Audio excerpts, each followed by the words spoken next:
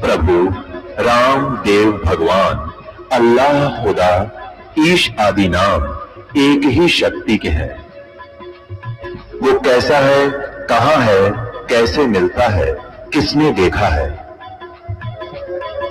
ये प्रश्नवाचक चिन्ह पूर्ण रूप से हटाने के लिए अवश्य सुनिए जगत गुरु तत्वदर्शी संत रामपाल जी महाराज के अमृत वचन, सर्व पवित्र धर्मों के पवित्र शास्त्रों के आधार पर।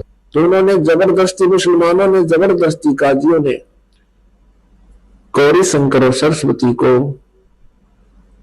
अपना जल पिला दिया, उनके कपड़ों पर छिड़क दिया, सारे मकान में छिड़क दिया, आवाज लगा लगा के।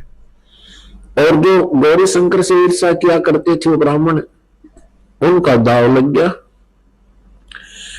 उन्होंने सब नगरी में ढंडोरा पिटवा दिया कि गौरी शंकर मुसलमान बन गया है, उससे कोई भी व्यवहार ना रखे हिंदू धर्म वाले, और गंगा में स्नान करना बंद है उनका। इस तरह के भाईचारा बंद करवा दिया। अब मुसलमानों ने उनका नाम, गौरी शंकर का नाम रख दिया नूर अली, उसको कहने लगे नीरू। और सरस्वती का नाम रख दिया नियामत, उसको नीमा कहने लगे शॉर्टकट में। जिस कारण से नीरू और नीमा ये प्रसिद्ध हो गए। इनको संतान प्राप्त नहीं थी, आयु लगभग 60 वर्ष हो गई थी। 20, 25, 30 वर्ष की उम्र, 40 वर्ष की उम्र में ये मुसलमान बना दिए गए थे। निसंतान होने के कारण ये बहुत दुखी रहते थे। विशेषकर नीमा को बहुत चिंता बनी रहती थी, क्योंकि जिस बहन का संतान नहीं होती ये समाज वाले जीने नहीं देते उसको। वो ऊपर से भले मुसलमान बन गए थे, पर अंदर से भगवान शिव की वो साधना किया करते थे। तो पुण्यात्माओं, ऐसा उनका समय व्यतीत हुआ, संतानों ने मिली नहीं। गंगा में स्नान करना उनका बंद कर दिया था हिंदुओं ने। तो उन्होंने उसका विकल्प ढूंढा कि गंगा का जल लहरों के द्वारा पटड़ी पर से उछलकर वर्षा के दिनों में, चौमासे के दिनों में, और ऊपर के उछलकर एक बहुत बड़े झील को एक सरोवर का रूप दे देता था।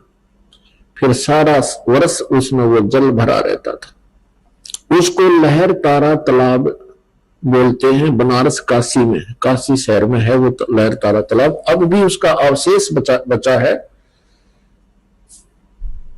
तो वहां स्नान करने के लिए जाने लगे उस गंगा के जल में, जो लहरों के द्वारा उछलकर एक सरोवर का रूप धारण किए हुए था, उसको लहर तारा तालाब कहते हैं। तो वो लहर तारा तालाब में प्रतिदिन स्नान करने के लिए जाते थे सुबह सुबह। उस दिन, जिस दिन परमेश्वर सतलोक से चलकर आए, सन 1398 यानी विक्रमी संवत 1455 जेठ उतरते की पूर्णमासी ब्रह्म मुहूर्त सुबह सुबह उधर से नीरू और नीमा स्नान के लिए चल पड़ते हैं। उधर से परमात्मा सतलोक से आकर वहां विराजमान हो जाते हैं। परमात्मा के वहां प्रकट होते हुए एक अष्टानंद नाम के एक ऋषि थे, जो महर्षि रामानंद जी के शिष्य थे। वे भी वहां प्रतिदिन स्नान करने के लिए उस तालाब के किनारे पर जाया करते थे। स्नान करके वहां अपना, जैसा उनके गुरुदेव ने साधना बता रखी थी, उसको बैठकर वहां किया करते थे, अभ्यास करते थे अपने प्रतिदिन की तरह। अष्टानंद जी भी वहां विराजमान थे। आकाश से प्रकाश आया, प्रकाश का गोला आता दिखाई दिया। किसको? अष्टानंद जी को। अष्टानंद जी ने उस प्रकाश के समूह की तरफ देखा, प्रकाश पुंज की तरफ देखा, उसकी आंखें चुंधिया गई, चरम दृष्टि सहन नहीं कर सकी उस तेज को, आंखें बंद हो गई। जिस प्रकार हम सूर्य को देखते हैं, सूर्य को हम ज्यादा देर नहीं देख सकते और फिर आंखें बंद करते हैं तो सूर्य का आकार प्रकाश रहित हमें स्पष्ट दिखाई देता है। इसी प्रकार जब अष्टानंद जी की आंखें बंद हुई, उसने क्या देखा कि उस प्रकाश पुंज के अंदर एक बालक का रूप दिखाई दिया। अब उसने आंखें खोली, दोबारा आंखें खोली, क्या देखा कि वो प्रकाश एक कमल के फूल के ऊपर सिमट गया और उसकी आंखों के आगे वो परमात्मा का जो शिशु रूप था, वो जिधर भी नजर करता है आंखों के साथ घूम रहा है। कुछ समय के लिए ऐसा रहा, फिर वो जैसे हम सूर्य की तरफ देखते हैं, कुछ देर उसकी आकार हमारे साथ रहता है, फिर धीरे धीरे फीका हो करके वो आंखों से ओझल हो जाता है। ठीक ऐसा ही उस अष्टानंद जी के साथ हुआ। अब अष्टानंद जी ने सोचा कि भी मुझे ये भगवान के दर्शन हुए हैं, मैंने प्रकाश देखा है, ये कोई मेरी भक्ति की उपलब्धि है या कोई अन्य करिश्मा है प्रभु का। इसके जानने के लिए अष्टानंद जी उठकर चल पड़े और अपने पूज्य गुरुदेव महर्षि रामानंद जी के पास चले गए। महर्षि रामानंद जी उस समय काशी में रहते थे, 1400 ऋषि बना रखे थे उसने प्रचारक। उनमें से एक अष्टानंद जी भी थे। केवल ब्राह्मणों को ही दीक्षा देते थे महर्षि रामानंद जी, अन्य किसी जाति वाले को वो दीक्षा नहीं देते थे, ना शिष्य बनाते थे। ब्राह्मण होने के नाते वो अन्य जाति शूद्र जाति वालों से बहुत हेट करते थे, नफरत करते थे, छुआछूत चरम सीमा पर थी। अब रामानंद जी से जब अष्टानंद जी ने पूछा कि हे गुरुवर, हे गुरुदेव, हे ऋषिवर, आज आपके बच्चे ने ऐसा करिश्मा देखा कि आकाश से एक प्रकाश पुंज आ रहा था, मैंने उसकी तरफ देखा तो मेरी आंखें बंद हो गई। आंखें बंद हुई तो मैंने क्या देखा कि एक शिशु रूप था बालक का, मेरी आंखों के आगे से आंखों में प्रकाश रहित दिखाई दे रहा था। और फिर आंखें खोली, क्या देखा कि लहर तारा तालाब में कमल के फूल पर वो प्रकाश एकत्रित हो गया। फिर मुझे कुछ दिखाई नहीं दिया, अंधेरा था। ए गुरुदेव, ये मेरी कोई भक्ति की उपलब्धि है या मेरी ये कोई भ्रमना है? इस शंका का निवारण करो प्रभु। महर्षि रामानंद जी ने कहा, पंडित स्वामी रामानंद जी ने कहा कि बेटा, ये न तो तेरी भक्ति की उपलब्धि है, न ही तेरा कोई धोखा है। ऐसी लीलाएं उस समय होती हैं जब ऊपर के लोकों से अवतार आते हैं और वो किसी मां के गर्भ में प्रवेश करते हैं और फिर जन्म लेते हैं। तो कोई अवतार ऊपर के लोकों से आया है और वो यहाँ किसी मां के गर्भ से जन्म लेगा। अब इन महापुरुषों की बुद्धि यहीं तक सीमित है कि मां के बिना जन्म किसी का नहीं होता, क्योंकि श्री रामचंद्र जी, श्री कृष्ण जी आदि आदि जितने भी इनके अवतार आए हैं, भगवान है, ये सभी मां से ही जन्मे हैं। केवल कबीर परमेश्वर पूर्ण ब्रह्म, उसकी कोई मां नहीं है, कोई जननी नहीं है। ना सतगुरु जननी जने, उनके माना बाप, पिंड ब्रह्मंड उनके नहीं, नावा तीनों ताप। अपने आत्मा परमात्मा का जो शरीर है, आप और हम जैसा नहीं है। यजुर्वेद अध्याय नंबर 40 के मंत्र 8 में उसमें यही प्रमाण दिया है कि सप्रियागात, परि माने पूर्ण रूप से, अगात माने जिसका कोई पंच भौतिक शरीर नहीं है, अप्रियागात। और वो कैसा है? कबीर मनीषी शुक्रम अकायम असनावीरम। कबीर मनीषी, वो कबीर परमेश्वर, मनीषी एक तत्वदर्शी संत के रूप में प्रकट जब होता है, वो शुक्रम अकायम। अब उनका शरीर माता पिता के संयोग से, बीज शक्ति से बना हुआ काया नहीं होती, और नाड़ी आदि के जोड़ गुबार से वो नहीं बनता। असनाविरम है। कुछ वेदों के अनुवाद करता यही विचलित हो जाते हैं, केवल एक अक्षर को पढ़कर अकायम असनाविरम, अकायम शब्द को पढ़कर वो समझ लेते हैं, मान लेते हैं कि परमात्मा काया रहित है, लेकिन आगे ये नहीं पढ़ते कि असनाविरम क्यों लिखा। असनाविरम और शुक्रम, उस परमात्मा का शरीर शुक्र से बना हुआ नहीं है और बनी हुई काया नहीं है, वो उसमें नाड़ी आदि नहीं होती। फिर आगे इसी मंत्र में लिखा वो स्वयं भू परिभू, वो स्वयं प्रकट होता है। फिर स्वयं भू की क्या आवश्यकता थी, जो इसी से हम निर्णय ले लेते हैं कि परमात्मा काया रहित है, निराकार है। परिभू का अर्थ होता है सबसे पहला परमेश्वर, परिभू जो प्रथम प्रकट, और स्वयं का अर्थ होता है जिसके कोई जनक ना हो, वो केवल कबीर देव है, कबीर साहब है।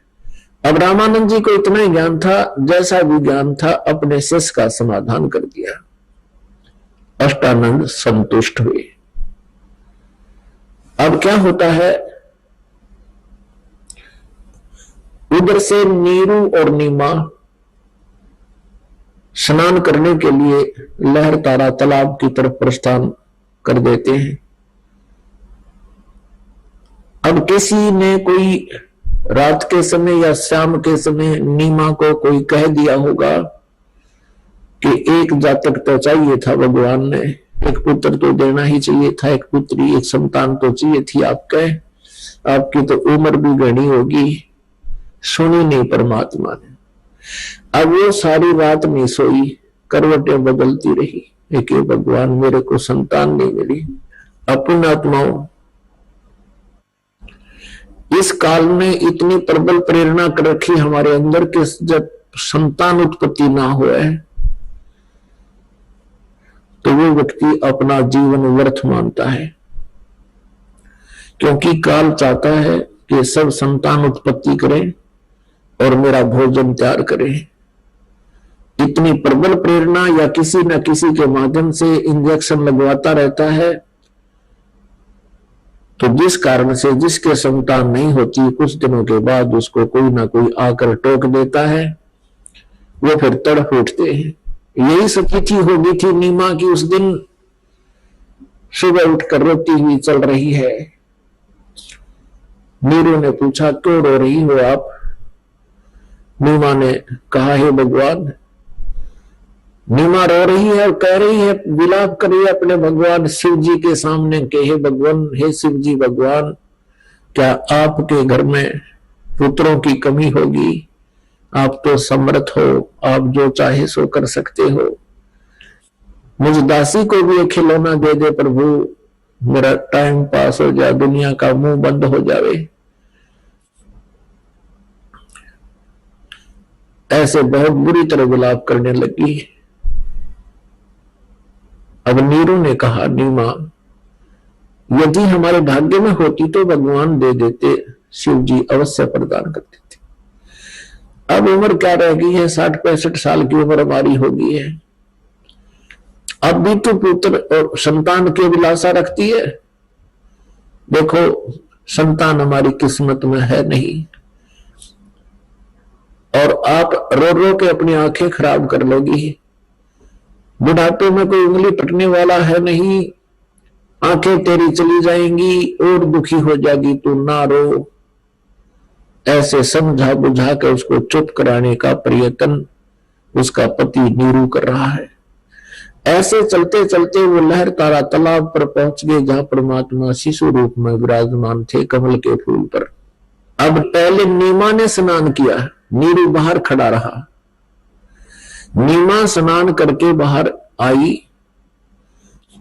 फिर नीरू स्नान करने के लिए उस लहर तारा तालाब में प्रवेश कर गया। अब सुबह सुबह का जो समय होता है, ब्रह्म मुहूर्त जिसको कहते हैं, वो 1.5 घंटा होता है सूर्योदय होने से पूर्व। और उस समय एकदम अंधेरा बहुत होता है और शीघ्र ही रोशनी होनी प्रारंभ हो जाती है, एकदम ऐसे स्थिति होती है। अब देखना कभी ध्यान से।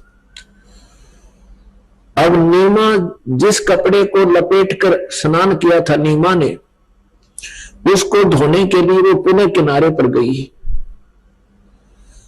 और नीरू नहा रहा था, से मलमल के पानी डाल रहा था, मसल रहा था। अच्छा सुंडी जितने पानी में खड़ा था, नाभि जितने पानी में। अब नीमा ने क्या देखा कि कमल के फूल पर कोई वस्तु हिल रही है, जैसे कोई सांप हो, सर्प हो। परमात्मा ने एक अंगूठा मुख में दे रखा था, एक पैर को हिला रहे थे नवजात शिशु के रूप में, ऐसे। अब नीमा ने सोचा, ही भगवान कहीं कोई सर्प ना हो, मेरे पति को डस ले। उसने और गौर से देखा, ध्यान से देखा। क्या देखा कि बच्चा है, कमल के फूल पर बालक है। अपने पति से कहने लगी कि देखियो जी कमल के फूल पर बालक है, फूल पर बालक है। अब नीरू ने सोचा या तो मेंटल होगी, इसको अब जल में भी बालक दिखाई देने लगे, और कहता है भगवान इसको सद्बुद्धि दो, ये भूल पड़ा इसका बच्चों की। तो वो कहती है जी मेरी बात सुनो, देखो बच्चा, देखो बच्चा। वो कहने लगा नीमा तू पागल होगी, अब तुझे जल में भी बालक दिखाई देने लग गए। अब नीमा कहने लगी जी मैं सच कहती हूँ, देखो देखो। अब उसने और कसक के साथ कहा, जिधर हाथ का संकेत कर रही थी, नीरू ने देखा सचमुच उससे 10 फुट दूरी पर, 20 फुट की दूरी पर कमल के फूल पर बालक विराजमान। अब उसने आव देखा ना ताव देखा, उस कमल के फूल समेत तोड़ दिया, उठा लिया बालक को और अपनी पत्नी को थमा दिया कि सचमुच ही तो बालक डूब ही जाता। अपनी आत्माओं, जिस परमात्मा की चाह, जिस परमात्मा की खोज में पुण्यात्माओं ने राज त्याग दिए, राजाओं ने राज त्याग दिया और हजारों वर्षों तक साधनाएं की, जंगल जंगल में, वन वन में भटकते रहे। कोई तप करता है, कोई जप करता है उसको पाने के लिए। क्यों? क्योंकि वो परमात्मा सर्व सुखदाई है, सर्व कष्ट हरण है, वो पूर्ण मोक्षदायक है। उस परमात्मा के साथ हम बहुत सुखी रहेंगे। परमात्मा का आशीर्वाद हमें मिल जाए तो हम सदा सुखी रहेंगे, उनके पास रहेंगे, सतलोक चले जाएंगे। अब वो परमात्मा जिस पुण्यात्मा की गोदी में हो और जिसने सीने से लगा रखा हो उस भगवान को, अब उसको कितना आनंद होगा। अब जैसे बर्फ का स्वभाव है, कितनी गर्म हो तो जल गया हो हाथ किसी का, पैर, और बर्फ रख दे तो एकदम शांत कर देती है, उसका जलन भी नहीं रहती, छोड़ती। तो ऐसे इस संसार में हम अपने कर्मों रूपी अग्नि में हमेशा जलते रहते हैं, कोई ना कोई समस्या मन में उत्पन्न रहती है। और जब परमात्मा वो रूपी बर्फ हमारे साथ होती है तो उस समय हमें सब चिंताएं दूर हो जाती है हमारे से, हम किसी भी प्रकार की टेंशन में नहीं रहते हैं। अब नीमा को तो वो आनंद आ रहा, कभी बालक प्राप्त करके सौ शुक्र मना रही है अपने भगवान शिव जी के कि हे भगवान आज ही आपको तरफ से याद किया था, भगवान शंकर भगवान आपने मेरी सुन ली, आप तो बड़े दयालु हो, बड़े दीन दयाल हो। अपनी आत्मा हमारे साथ नो बन रही थी बूढ़ी, हमारे सारे दुख दूर तक रहा था परमात्मा कबीर जी, पूर्ण परम अक्षर ब्रह्म। और हम क्रेडिट दिया करते उस इष्ट में जिस नाम पूजा करते, जैसे ये दास पहले बाबा श्याम जी ने पूजा करता, और घर में संतान हुई, नौकरी लगी, पास हुआ करते, दादा श्याम जी को क्रेडिट दिया करते। वो श्याम जी ने आपका ना बोरा के था, के सांग था, उसके आपका स्थिति बुरी। तो ऐसे हम श्री कृष्ण को, कभी श्री रामचंद्र जी को, भगवान विष्णु को सौ शुक्र बना करते, आपने हमारा इतना दुख दूर कर दिया, संतान दे दी, नौकरी दे दी। अब इन भगवानों के इतिहास से पता चला ये तो कुछ भी ना दे सकते हमें, ये तो as it is work done दे सकते हैं, जैसा जिसका पुण्य है उतना ही दे सकते हैं, जैसा पिछला संस्कार है प्रारंभ में जो का तो ही मिलता रहेगा, ये कुछ परिवर्तन नहीं कर सकते। मासा घटे ना तिल बजाए विद ना लिखे जो लेख, सच्चा सतगुरु मीट कर ऊपर मारे मेघ। तो कबीर परमात्मा ही, जैसे गीता जी अध्याय नंबर 15 के श्लोक 16 और 17 में 3 पुरुष बताए। पुरुष माने प्रभु, ब्रह्म कहो, प्रभु को, राम कहो।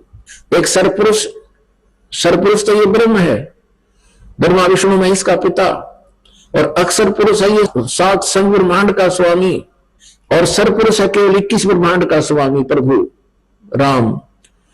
और 17वें श्लोक में लिखा है कि उत्तम पुरुष तो अन्य परमात्मा इति उदाहरते यह लोग तरमावी सब भरती अवैश्वर है। 17वें श्लोक में निर्णय दे दिया कि उत्तम पुरुष यानी श्रेष्ठ परमात्मा प्रभु, पुरुष माने प्रभु, तो कोई और ही है इन दोनों से, सरपुरुष और अक्षर पुरुष से, जो 16वें श्लोक में वर्णित है। और वही वास्तव में परमात्मा कहता है, और वही तीनों लोकों में प्रवेश करके सबका धारण पोषण करता है, यानी कि सबकी मनो इच्छा वही पूर्ण करता है और कोई कर ही नहीं सकता।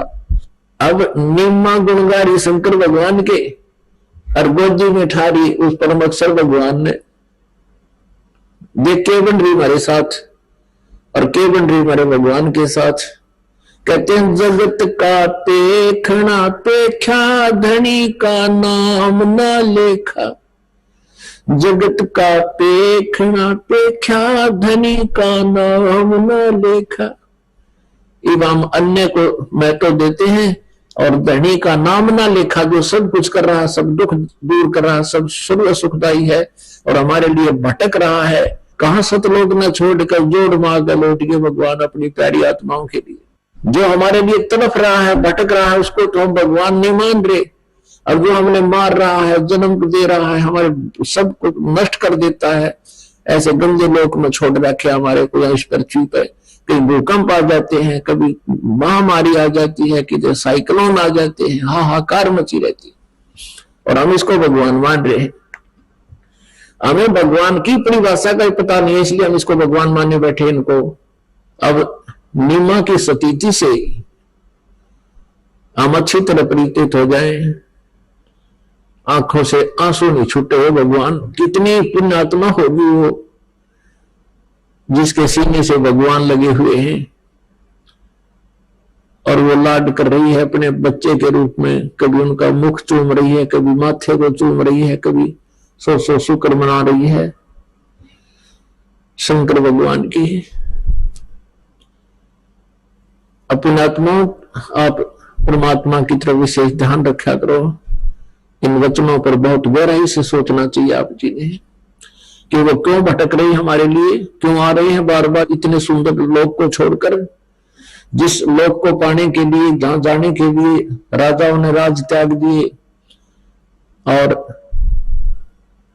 शेख फरीद जैसे महापुरुष ने कुएं में जाकर के साधनाएं की, और जब उसके आंखें निकालने के लिए कौवे आगे को कितना दुर्बल शरीर हो गया था उनका, आहार ना करने से अस्थि पिंजर शेष रह गया था। कौवे आकर बैठ गए थे माथे पर कि और तो मांस की तो शेष रहा कौन इस व्यक्ति पर, आंखें निकाल ले इसकी। जब आंखें निकालने के लिए कौवे आकर बैठे माथे पर, जब शेख फरीद ने कहा था कि भाई कौवे मेरी आंखें मत खाना, मेरी आंखों को छोड़ दो, बाकी मेरे शरीर पे कहीं मांस बचा हो उसको खा लीजिए, हाडों पर इस मांस को खा लो, लेकिन मेरी 2 आंखों को ना छूना, मुझे परमात्मा के दर्शन की इच्छा है, अभिलाषा है। यूं कहकर फूट फूट कर रोने लग गया। तो जिस परमात्मा को पाने के लिए ऐसे कठिन परिश्रम किए, प्रयत्न किए, और वो परमात्मा सहज में उस माई के सीने से लगे बैठे हैं। अब कुछ देर के बाद नीरू स्नान करके बाहर आता है, और वो क्या देखता है कि नीमा तो पागलों की तरह इस बच्चे को कभी सीने से लगा रही है, कभी माथे को चूम रही है, कभी सिर पे बैठा रही है, और कभी आसमान की तरफ झांक रही है। अब नीरू ने सोचा कि पहले तो हम हिंदू से मुसलमान बना दिए, हमारा कोई ना हिंदुओं में साथी और ना मुसलमानों से विशेष हमारा कोई लगाव रहा, अब इतना उनके साथ संपर्क नहीं बन पा रहा। और इस बालक को हम घर ले जाएंगे तो सभी पूछेंगे तुम कहां से लाए हो। यदि हम कहेंगे कमल के फूल पर मिला है तो हमारा मजाक करेंगे, कोई विश्वास करेगा नहीं और पंचायत आदि करके हमें गांव से निकाल देंगे, हमारी पिटाई करेंगे और पूछना चाहेंगे कि सचमुच बताओ तुम किसका नवजात शिशु उठाकर लाए हो। और हमें नगर से निकाला भी दे दिया जा सकता है। अब नीरू ने अपनी पत्नी से सब बातों से अवगत कराया कि आप इस बच्चे को यहीं छोड़ दो, ये बालक तो हमारे पास रहेगा नहीं लेकिन इस नगरी से भी हमें निकाला जा सकता है। तो नीमा ने कहा जी ना जाने इस बालक ने मेरे ऊपर क्या जादू कर दिया, मैं इसको छोड़ नहीं सकती, मैं इससे पल भी दूर नहीं हो सकती, मेरी प्राण निकल सकते हैं, ना जाने इसने मेरे ऊपर के कैसा जो है ना ये क्रिया कर दी, सम्मोहित कर लिया मेरे को इसने, मेरा इसमें बहुत प्रेम हो गया, मैं नहीं छोड़ सकती। तो नीमा ने कहा जी ना जाने इस बालक ने मेरे ऊपर क्या जादू कर दिया, मैं इसको छोड़ नहीं सकती, मैं इससे पल भी दूर नहीं हो सकती, मेरी प्राण निकल सकते हैं, ना जाने इसने मेरे ऊपर के कैसा जो है ना ये क्रिया कर दी, सम्मोहित कर लिया मेरे को इसने, मेरा इसमें बहुत प्रेम हो गया, मैं नहीं छोड़ सकती। अब नीरू ने सोचा कच्ची पागल होगी, कुछ भी नहीं देख रही है, ये बालक भी नहीं रहेगा और हमारे को नगर से भी निकाल देंगे। अब नीरू ने पहली बार अपनी पत्नी की तरफ हाथ ऐसे उठाया कि या तो इस बालक ने रख देना तो एक थप्पड़ मारूंगा, तुझे पीट दूंगा। अब नीरू कहने लगा कि डीमा आज तक मैंने तेरे को कभी किसी बात पर मना नहीं किया था, इसलिए मना नहीं किया था कि तेरे संतान नहीं थी, और यदि मैं आपको किसी बात से मना करता तेरी आत्मा दुखती कि आज मेरे पुत्र होते तो मेरे कहे में होते, वो अपने पिता को भी मना लेते। जिस कारण से मैं सब दृष्टिकोण से विचार करके तेरी प्रत्येक जिद को पूरा करता रहा। आज तेरी ये स्थिति होगी है तो मेरी एक नहीं मानती और इस बालक में यही रख देना, तेरे कई मार दूंगा। जो ही उसने ऐसे थप्पड़ लगाने के लिए हाथ किया, नवजात शिशु रूप में परमात्मा कहने लगे नीरू तुम मुझे घर ले चलो, तुम पर कोई आपत्ति नहीं आएगी, मैं तुम्हारे लिए आया हूं। अब एक कदम का बालक बोला, नीरू डर गया कि देखो ये फरिश्ता हो, कोई देवता आ रहा हो, एकदम कोई सिद्ध पुरुष ना हो तुझे श्राप दे दे। वो एकदम शांत हो गया और आगे आगे चल पड़ा अपनी पत्नी के घर ले आए। अपना आत्मा उस परमात्मा का इतना सुंदर शरीर था, ऐसा कोई बालक बनारस में नहीं था। आसपास के व्यक्ति देखना आगे स्त्रियों के टोल झुंड के झुंड गीत गाते हुए आवे और बच्चे को देखें, और कोई कहे ब्रह्मा जिस जैसा सुंदर है, कोई कहे विष्णु जी जैसा रूप है इसका, बहुत सुंदर है, मोटी मोटी आंखें, कमल जैसी आंखें हैं। कोई कहे तो भगवान शंकर ही साक्षात अवतरित हुए हैं, कोई कहे कोई गण है, कोई कहे कोई सिद्ध पुरुष है। पूरे काशी बनारस में एक तैल का सा मच गया और भूल भाल गए सब, कितने लाए, क्यों लाए, कहां से लाए, लीला मालिक की। जिस बात का उनको डर था वो किसी के मन में भी नहीं आई। अपनात्मा कबीर परमेश्वर जी के बारे में जो लोकवेद दंत कथा बकवाद गढ़ रखी थी वो सारी गलत थी कि कबीर जी तो एक विधवा ब्राह्मणी का हुए थे, रामानुज जी ने आशीर्वाद दे दिया था तो पुत्रवती हो, जिस कारण से उसका पुत्र उत्पन्न हो गया था, वो शर्म के मारे कहीं डाल आई थी, उसको नीरू में उठा लाई थी। ये सब बकवाद थी, झूठ। वास्तविकता ये है जो दास ने आपको बताई है, सच्चाई है, 100% सच्चाई है, और ये परमात्मा के इतिहास में लिखी है और सदग्रंथों में ऐसा ही प्रमाण है। ये परमात्मा ऐसे आता है, शिशु रूप जब धारण करके आता है हम अपनी लीलाओं के आधार से, तो उस समय ही आता है, कमल के फूल पर आता है। और जब वो शिशु रूप में परमात्मा आता है तो कंवारी गाय से उनकी परवरिश की लीला होती है। अब क्या होता है, जब परमात्मा कबीर देव जी 25 दिन के हो गए, उन्होंने ना दूध पिया ना कोई अन्य चीज आहार किया।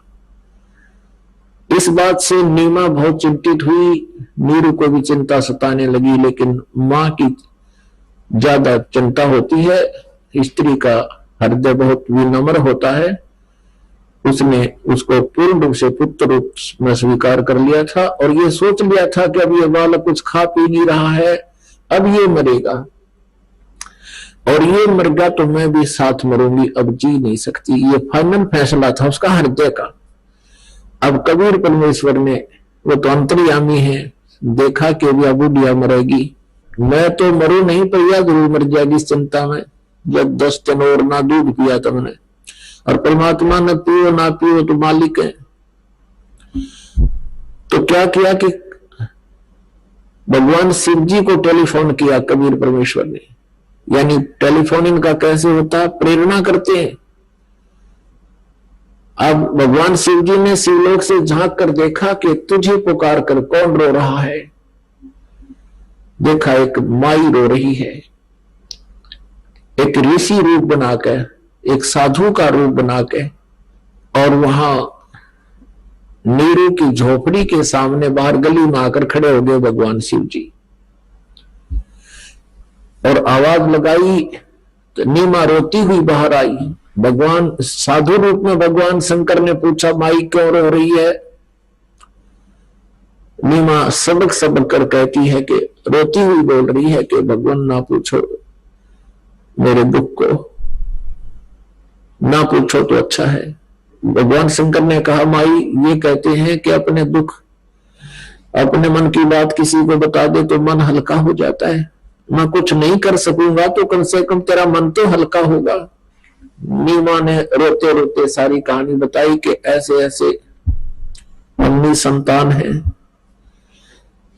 एक अभी 25 दिन पहले सुबह सुबह मैंने अपने भगवान शंकर से विशेष प्रार्थना की थी और मेरे भगवान ने, मेरे अल्लाह ने मुझे ये बालक कमल के फूल पर प्रदान कर दिया। अब ये कुछ खा नहीं रहा है स्वामी जी, ये मरेगा, कुछ आहार नहीं किया इसने और ये मरेगा, साथ मैं मरूंगी। मैं तो परमात्मा से यही अर्ज कर रही हूं कि हे भगवान, इससे अच्छा ना देते इस पुत्र को तो अच्छा था। जैसे तैसे अपना जीवन निर्वाह कर रही थे, आज इसको देकर पुनः ले रहे हो। मैं अपने भगवान शंकर से बार बार यही प्रार्थना रो रो कर रही हूं। तब भगवान शंकर ने जो विराजमान थे उस साधु रूप में कहा कि माई तेरा पुत्र दिखा, कहाँ है, ला उठा के। अब माई ने सोचा साधु संत है, कुछ दया करेगा, वो लाई उठा के। और साधु संत समझकर भगवान शिव के चरणों में अपने बालक को ऐसे चरणों में डालना चाहा। महात्मा के चरणों में कबीर परमेश्वर जी को ऐसे डालना चाहा, लिटा देते हैं चरणों में भगवान गुरुदेव के, साधु संत के। जो ही नीमा ने बच्चे को ऐसे डाला, वहीं से उड़ गए भगवान आकाश में बालक रूप, और कम से कम 6 फुट की ऊंचाई पर अपने आप निराधार रूप में ऐसे सचिर हो गए। तब भगवान शिव जी ने जो संत रूप में खड़े थे, साधु रूप में, उन्होंने ऐसे हाथ किए गोदी में लेने के लिए, परमात्मा उनकी गोदी में आ गए कबीर जी। अब दोनों की नजर में नजर मिली। परमात्मा कबीर देव जी ने उनके अंतःकरण में सारी जो फीड करनी थी वह फीड कर दी। जो कहना और करवाना था शंकर भगवान से, शंकर भगवान ने कहा माई ये तेरा बेटा मरने वाला नहीं है, इसकी तो आयु का भी नहीं पता ये कितने समय तक जी सकता है, और ये इसकी बहुत लंबी आयु है। वो हाथ उठ देख के मालिक ने उसी रेखा दिखा दी जिसे ये जाने हैं अपने हाथ की। कहा माई ये अभी मरने वाला नहीं है, इसकी तो बहुत लंबी आयु है और ये है। अब नीमा कहने लगी ब्राह्मण ए ऋषि, आपके इस औपचारिक उपदेश से मुझे कोई राहत मिलने वाली नहीं है। अगर मुझे शांति प्रदान करनी है तो मेरा बालक दूध पी ले, तब मुझे कुछ शांति मिलेगी। इन औपचारिक बातों से मुझे कुछ भी नहीं होने वाला, मुझे विश्वास नहीं होता। उसी समय कबीर परमेश्वर जी ने शंकर जी से कहा कि इनसे कहो एक कंवारी गाय ले आवे और उसकी कमर पर आप आशीर्वाद भरा अपना हाथ रख देना, वह दूध देवेगी और उस दूध को मैं पीऊंगा। और एक कोरा पात्र मंगा लें, कुम्हार कहते हैं ताजा बर्तन मटका। ऐसा ही किया गया। नीरू को बुलाया, नीरू एक कंवारी गाय ले आया और भगवान शंकर ने उसके कमर पर हाथ रख दिया। लंबे लंबे सतन हो गए गाय के और बिना ब्याई कंवारी गाय ने दूध थनों से अपने आप दूध सर्वित हो गया और नीचे वो पात्र रख दिया। पात्र भरते ही वो 3-4 लीटर का किलो का वो अपने आप बंद हो गया। अब परमात्मा ने दूध पिया गट गट और नीमा की खुशी का कोई ठिकाना नहीं रहा। शंकर भगवान चले गए अपनी पुरी को, शंकरपुरी शिवपुरी को चले गए। अपने आत्मा पहले तो नीरू भी और नीमा भी दोनों मिलकर अपना जुलाहे का काम कर लेते थे। अब नीमा तो भगवान उस बालक रूप परमात्मा को प्राप्त करके काम का हाथ नहीं लावा थी। सारा दिन खाना बनाया, बस बच्चे को देखती रहती, नवाती धोती। उस कहते हैं जैसे निर्धन न धन पा गया, उसने तो निर्धन न धन पा गया था। अब उनको समस्या आ गई अपनी रोजी और रोटी की, रोजी और रोटी की भी समस्या आ गई। काफी दुखी रहने लगे, कर्जा हो गया, लोग कर्जे वाले दुखी करने लगे। तो परमात्मा कबीर जी जब पालने में सो रहे थे, एक दिन जब नीमा पास आई, उसने परमात्मा ने अपने पैर से वो कपड़ा उठा दिया जो नीचे बिछौना बिछा रखा था। उसके नीचे एक असरफी मिली सोने की मोहर। और नीमा ने देखा, वह असरफी उठाई, परमात्मा ने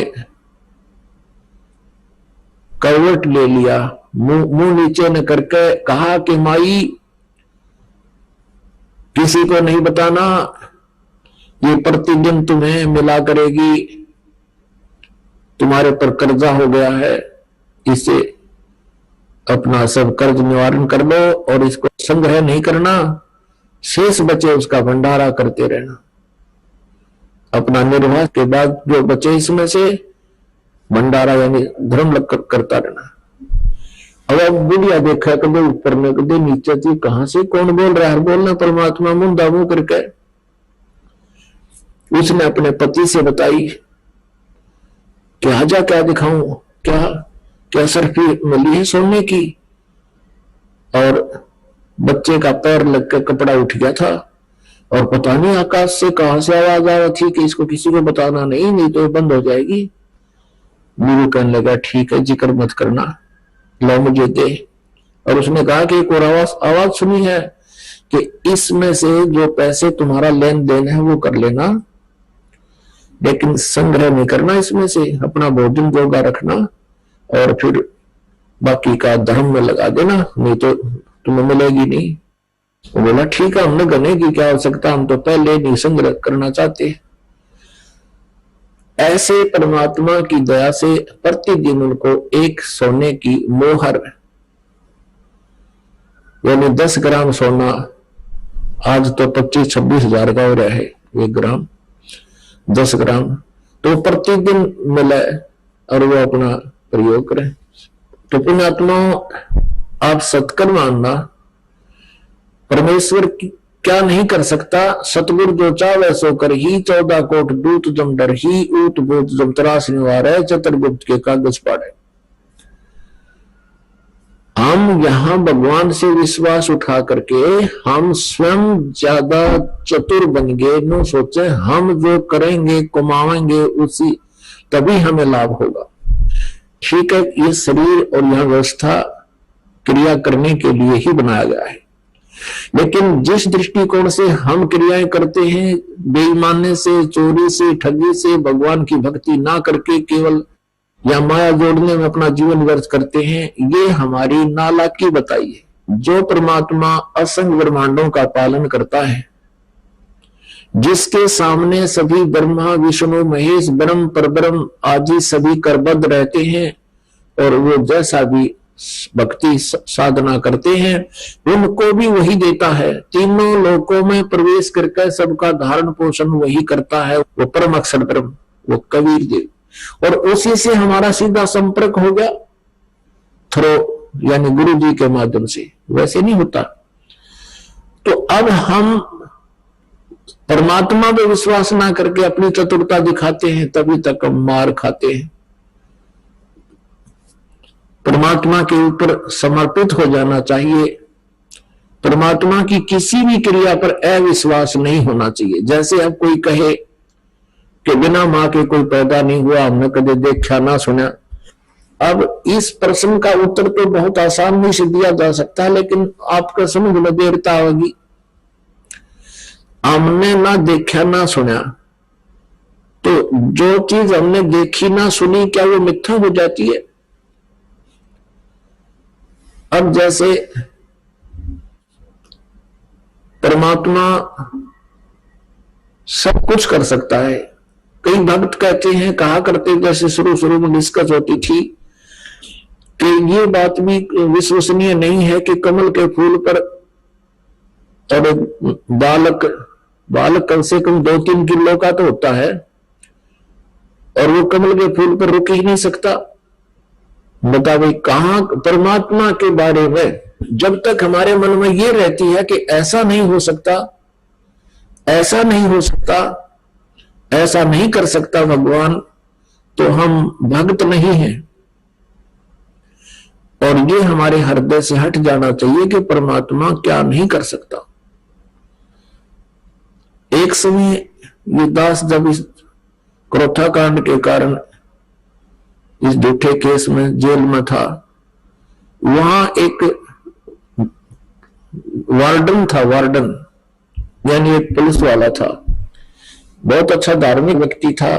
अब हर एक आत्मा को चाह है कि महाराज जी है, चर्चा करा भगवान की, थोड़ी बहुत क्या ज्ञान था, पहले तो ये पूछते आप ये घटना कैसे हुई, हम उनको बताते हुए सच्चाई तो ये है, तो प्रभावित हुए, क्योंकि कोई बालक थोड़ा आज सब जान जाते हैं सच्चाई को। फिर उनको हमने बताया कि कबीर इज गॉड। अब वो सुनते रहे। शायद उसने प्रश्न किया कि हमने तो सुना है कबीर जी तो एक विधवा ब्राह्मणी का पैदा हुए थे, ये उनका जन्म नहीं हुआ था, स्वयं प्रकट हुए थे, जैसा मैंने अभी आपको सुनाया है। और उससे 2-3 दिन पहले जो कथा मैंने उसको सुनाई परमात्मा के प्रकट होने की, उससे 2-3 दिन पहले ही वो कह रहा था कि महाराज जी आपने सुना है, कभी देखा है, एक बथुए का पेड़ होता है ना छोटा सा, हमने तो 1.5-2 फुट का मुश्किल से बथुआ देखा खेतों में। उसने बताया कि एक बथुआ हमारे ही एक मित्र पुलिस वाले के घर पे है, और वो बथुआ, वो छत थी जो उस जेल की कोठड़ी की 12-13 फुट की, कभी इससे भी ऊपर, इससे भी बड़ा है, और इतना मोटा उसका तना है, कम से कम भी 6-7 इंच का उसका डाया है, और उतना बड़ा, हर 12 मास हरा रहता है, और उसके पत्ते तोड़ तोड़ कर साग बनाते हैं। तो मैंने कहा भी बिल्कुल होगा, जब आप कह रहे हो और मेरे मित्र का बता रहे हो आज भी है तो झूठ नहीं हो सकता। लेकिन हमने तो वो छोटा सा देखा है, बस 1-1.5 फुट का बथुए का पेड़, इससे बड़ा पौधा देखा नहीं। वो बोला सच्ची है, वहां भी सच्ची होगी, वरना जब आप कह रहे हो ना तो आप झूठ थोड़े बोलोगे, आपका उद्देश्य क्या झूठ बोलने का। अब तीसरे चौथे दिन दास ने जब यह कथा सुनाई परमात्मा के प्रगट होने की कमल के फूल पर, तो वो क्या कहता है जी, आपकी एक भी बात ऐसी कोई नहीं जो समझ में आ जाए, और ये नहीं लगता कि आप झूठ बोलोगे, आपका उद्देश्य नहीं। मां भी कौन सी बात आपके मन में आई? मैंने कहा एक तो ये नहीं आई कि बिना मां के कोई पैदा होता है, आपने कभी देखा ना सुना। चलो आपने ना देखा सुना होगा। और दूसरी ये नहीं आई कि कमल के फूल पर एक नवजात शिशु कैसे रुक सकता है। अब मैंने उसको याद दिलाया कि भगत जी आप 3-4 दिन पहले कह रहे थे कि हमारे एक मित्र के यहाँ इतना बड़ा बथुए का पेड़ है, इस बिल्डिंग से भी ऊपर चला जाता, इतना ऊंचा है और ऐसा मोटा उसका तना है। और मैं ये कहूं कि ये हो ही नहीं सकता, और बथुआ तो इतना होता है, तो क्या आप जो कह रहे थे वो झूठ हो जाएगा? तो उसकी एक दिन बुद्धि घूम गई, आपने सही कहा। मगर जब बथुआ इतना बड़ा हो सका, इतना मोटा हो सकता है, इतना, तो कम परमात्मा ने कमल के फूल को टोकरे जोड़ बना दे, वो कोई बात हुई? बड़ा हास्या, फिर मानना तो नहीं, फिर हास्या ठीक कहा भी, बात तो आपकी सही है। कभी बाहर आऊंगा, जब आप बाहर जालोगे, जब नाम लूंगा, वो तो नाम तो भगवान की दया होगी, उसी को प्राप्त होता है, लेकिन उसकी संतुष्टि सही होगी कि परमात्मा कुछ भी कर सकता है। क्या वह कमल का फूल इतना बड़ा हो सकता? जिस पर आदमी बैठ जाते हो ना, जो तो आप ऐसा मोटा बथुआ बता लग रहे, उस पर तो बालक झूल रहे जिस पर आप बता रहे हो, और जो बथुए का आम साइज होता है उस पर काग नहीं बैठ सकता। तो वो मान गया इस बात को। तो पुण्यात्मा ऐसे हमने जो परमात्मा की महिमा सुनते समय हमारी जो बुद्धि काम ना करे तो ना करने दे, लेकिन परमात्मा पर अविश्वास नहीं होना चाहिए, भगवान ये नहीं कर सकता, वो नहीं कर सकता। एक बार इस दास ने एक ये उपदेश लिया ही था गुरुदेव जी से, सन 1988 की बात है, और 1989 के अंदर एक गैलरी के ऊपर एक पूजा स्थल बना दिया। वो 5.5 बाई 15.5-16 फुट लंबा, 5.5 फुट चौड़ा। उसके आमने सामने एक तो पीछे आंगन की तरफ खिड़की थी, एक गली की तरफ खिड़की थी, झांकी विंडो, और छत के ऊपर एक गेट और एक खिड़की थी। अब जब वो झांकी यानी जंगले लगाए, वो मैंने जल्दी के मारे बने बनाए ले लिए, और उनमें शीशे भी लगे हुए थे पूरी। मैं 6 महीने लाऊंगे ये मिस्त्री इसमें बनाने में, चढ़ाने में, इतना मैं जल्दी से जल्दी अपनी पूजा स्थल तैयार करूं। तो उनमें से एक शीशा फूटा हुआ था खिड़की के डोर का, दरवाजे का, पल्ले का। हमने बना करके प्लस्तर पुस्तर करा कर सारी सेटिंग कर दी, और उस जो टूटा हुआ पल्ला था उसके कपड़ा बांध दिया और अपनी जोत जगानी शुरू कर दी। मैं तो चाह चढ़ रहा था कब ये पूजा स्थल बना शुरू करूं फटाफट। 1 वर्ष के बाद उसमें क्या किया, वो परमात्मा की ढिलाई थी, वो शीशा नहीं चढ़वा सका। आइए अब हम उन श्रद्धालुओं के अनुभव जानते हैं जो जगत गुरु तत्वदर्शी संत रामपाल जी महाराज जी से दीक्षा प्राप्त कर चुके हैं तथा उनके द्वारा बताए गए भक्ति मार्ग पर चल रहे हैं। सर नमस्कार। नमस्कार जी। सर क्या नाम है आपका? अशोक सिंह लोधे ठाकुर। अशोक जी कहाँ से आए आप? भिंड मध्य प्रदेश से। सर संत रामपाल जी महाराज से नाम दीक्षा लेने से पहले आप क्या भक्ति साधना करते थे? हम शंकर भगवान की भक्ति किया करते थे, देवी जी की भक्ति भी करते थे, और अन्य भैरव भूत बेतालों को सबको पूजा करते थे हम। संत रामपाल जी महाराज से कब जुड़े आप? 2009 में कबीर प्रकट दिवस पे जुड़े थे हम गुरुदेव जी से, जगत गुरु तत्वदर्शी संत रामपाल जी महाराज से। सर संत रामपाल जी महाराज से नाम दीक्षा लेने से पहले आप क्या भक्ति करते थे? शंकर भगवान की पूजा किया करते थे हम। शंकर भगवान की पूजा करने में हम शंकर भगवान की जो शिवलिंग होता है उस पर दारू चढ़ाया करते थे और स्तोत्र बोला करते थे। जटाटवी गलज्जल प्रभा पावित स्थले गले वलम विलंबिताम भुजंग तुंग मालिकाम डमट डमट डमन निनाद डमरवयम चकार चंड तांडवम तनोतु नः शिवः शिवम जटाकटा स्वम ब्रह्म ब्रह्मण्य लिंप निर्झरी विलोल वीच वल्लरी विराजमान मूर्धं दगद गद गज्जल्लाट पट्ट पावके किशोर चंद्रशेखरे रतिय प्रतिक्षणम धराधरेन्द्र नंदिनी को चाक्र चित्र पत्र का प्रकल्पने कल्पने त्रिलोचने रतिर्मम नवीन मेघ मंडली नृद्ध दुर्धर स्प्रो उत्को निशीत नीतमय प्रबंधबद्ध कंधर निलिंब निर्झरी धर स्तनोत्कृत सुंदर है कला निदान बंधुर श्रेयम जगत धुरंधर है प्रफुल्ल नील पंकज प्रपंच कालिम प्रभा वलंब कंठ कंदली रुचिप्रबद्ध कंदरम स्मरच्छिदम पुरच्छिदम भवच्छिदम मखच्छिदम गजच्छिदान कच्छिदम तमंत कच्छिदम भजे अखर्व सर्व मंगला कला कनम मंजरी रस प्रभा माधुरी विधर्मला मधुव्रतम स्मरांतकम पुरांतकम भवांतकम मखांतकम गजांत कांत कांतकम तमंत कांतकम भजे जयत्वद भ्रभ भ्रभ भृगमस्मस्वज दुर्गमत कर्म स्मृत कराल वाल हविवाड दमिद मिद मिद न मृदंग तुंग मंगला ध्वनि क्रम प्रवर्तित प्रचंड तांड वैश्व प्रसिद्ध चत्र तल्प और भुजंग भक्त कसर जो हरिष्ठ लोष्टोस हृद पक्ष पक्ष हो प्रलारविंद चक्षुषो प्रजामहि महेंद्रो संप्रवृत कदा सदा शिवम भजाम्यम कदा निलिंब निर्जरी निकुंज कोट रेवसन विमुक्त दुर्मते सदा सर इष्ट मन निलिम वहन विलोल लोल लोचनो ललाम वाल लग्न का श्वेत मंत्र मुच्चरण कदा सुखी भवाम्यम इम नित्य मेव मुक्त मुक्त मुक्त मोक्तमम इष्टवम पठन स्मरण वर्ण रो विशुद्धि मेति संततम हरे गुरु सुवक्ति मासु यात नाम यथागति मोह नमि दे नाम सु संकरस्य चिंतनम पूजावसान समय दशवक्त्र गीतम वैसम पूजन परम प्रदोषे तस्य स्त्रामृत गजेंद्र उत्तम लक्ष्मी सहस्रमुखी प्रदास संभवा। ऐसी साधना हम किया करते थे शंकर भगवान की और देवी के 108 नाम भी हम कंठस्थ कर रखे थे और अगला स्तोत्र भी जानते थे और कुंजका स्तोत्र का भी स्मरण करते थे और भैरव के मंत्र भी हम बहुत सारे पढ़ा करते थे। इतनी सारी भक्ति करने के बावजूद भी हमको कोई लाभ नहीं मिला जीवन में। और जगत गुरु तत्वदर्शी संत रामपाल जी महाराज की जैसे ही हम शरण में गए तो 15-20 दिन में ही हमको वो लाभ प्राप्त होने लगे जो लाभ शायद ही किसी को इस पृथ्वी लोक में हुए हो, वो लाभ हमको प्राप्त होगी। संत रामपाल जी महाराज से नाम दीक्षा क्यों लिया आपने? हम शराब पिया करते थे और हमारे मित्र पहले से जुड़ चुके थे और शराब में हम चोरी भी कर लेते थे, उल्टे सीधे काम करते थे, नाली में पड़े रहते थे। तो रामपाल जी महाराज के जो हमारे अनुयायी थे मित्र, वो बहुत अच्छे चलने लगे थे और इतना अच्छा चल रहे थे। उनको देख देख करके क्या चल रहे थे, क्या करते थे?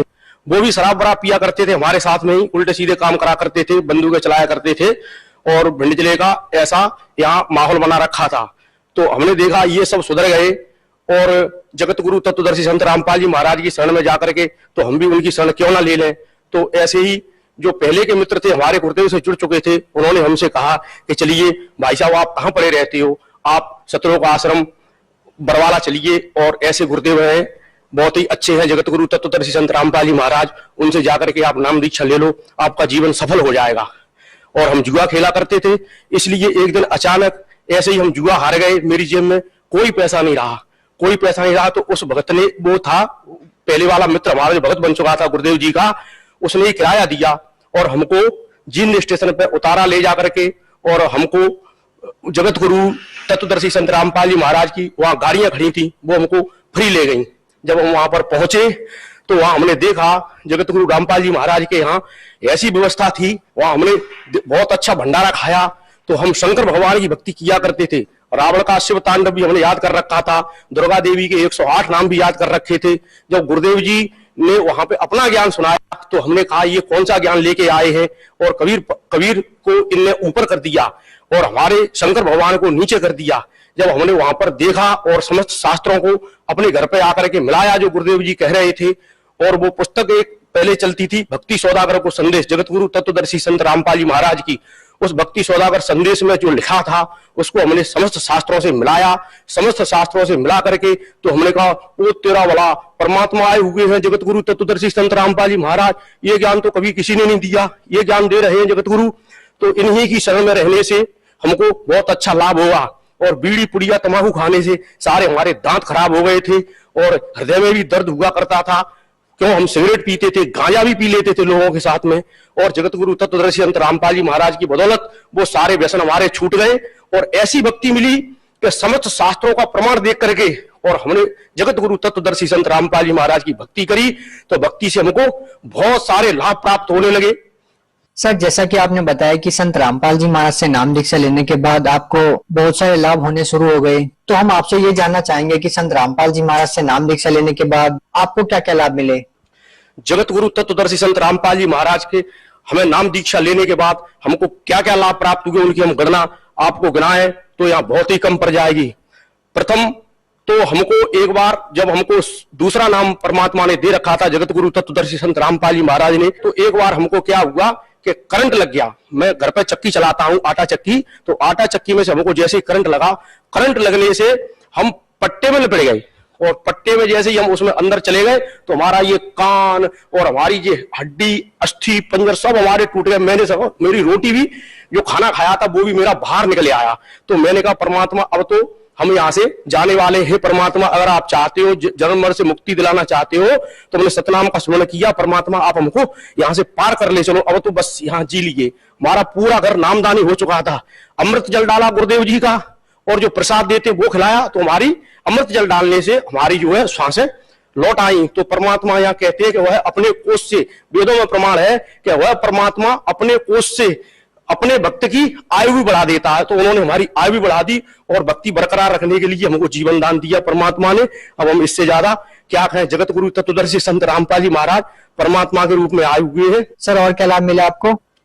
एक बार भगत जी सर, हम अपने बच्चा छोटा था हमारा, तो वह भक्ति कम करता था। नाम उपदेश तो उसने ले लिया था लेकिन भक्ति पर उसका दिमाग कम लगता था। तो मोटरसाइकिल से जा रहा था, जीन्स का पैंट पहने हुए था। तो अचानक हम भक्ति ज्यादा करते हैं, घर पे अपने लगे रहते हैं, तो कुछ लोग, वो छोटा बच्चा था तो वह ज्यादा जो है कहता था पापा जी आप भक्ति करते रहते हो।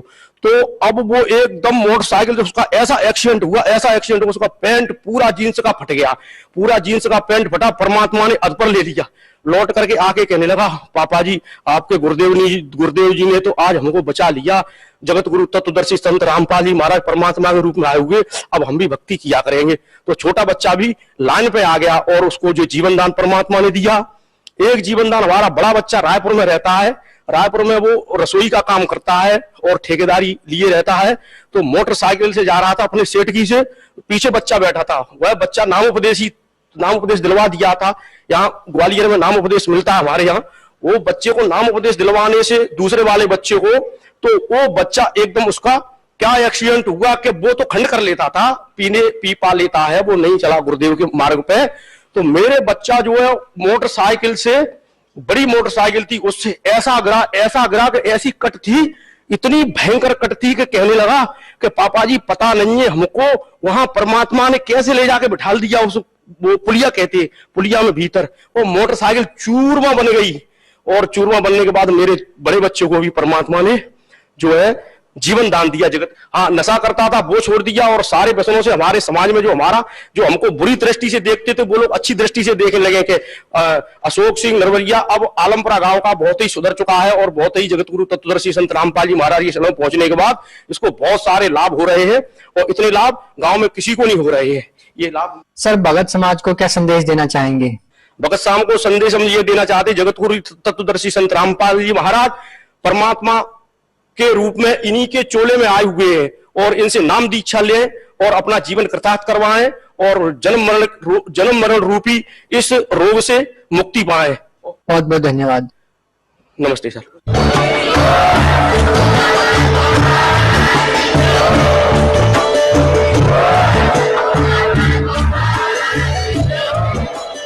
आप सुन रहे थे जगत गुरु तत्वदर्शी संत रामपाल जी महाराज जी के मंगल प्रवचन। अधिक जानकारी के लिए विजिट कीजिए हमारी वेबसाइट www.jagatgururampalji.org। संत रामपाल जी महाराज जी के शुभ आशीर्वाद से पूरे विश्व भर में 500 से भी ज्यादा नाम दीक्षा केंद्र हैं, जिन पर संत रामपाल जी महाराज जी द्वारा ऑनलाइन निःशुल्क नाम दीक्षा दी जा रही है। अपने नजदीकी नाम दीक्षा केंद्र का पता